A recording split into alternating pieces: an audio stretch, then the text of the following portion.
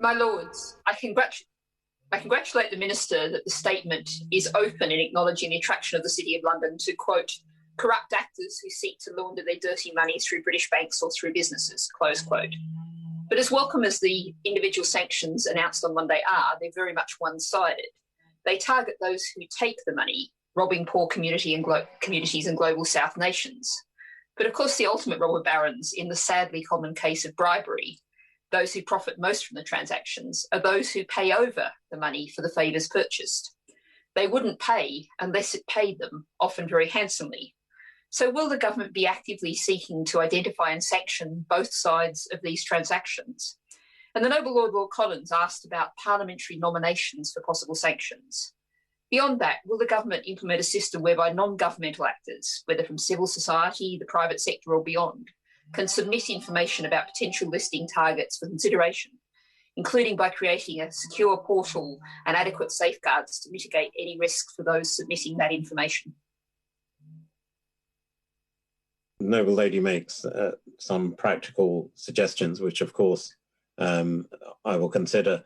I think on the Noble Lady's second point, I would say we are already working with civil society organisations as well as other actors beyond Parliament.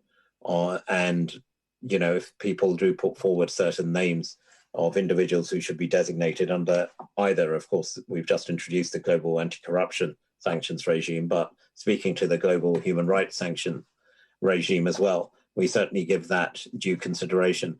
I note what the Noble Lady says about creating portals. I think the challenge will be one that will remain with the increasing challenge of cyber threats and cyber attacks, is to ensure not just the robustness of the system for the people that's provided, but also ensuring that anyone that is being perceived or being looked at to be designated, that an early warning does not result in them being able to abscond or indeed not be subject to these sanctions which are intended to be applied to them.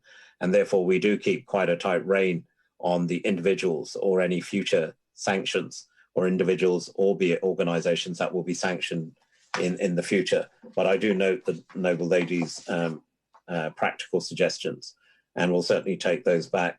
I would add that we're going through an evolutionary process on the whole concept of sanctions. 2 years ago, we didn't have anything in this space to the specifics of the framework of sanctions. We now have two quite distinct sanctions regime, and I'm sure we will see the strengthening of both these regimes over the coming months and years.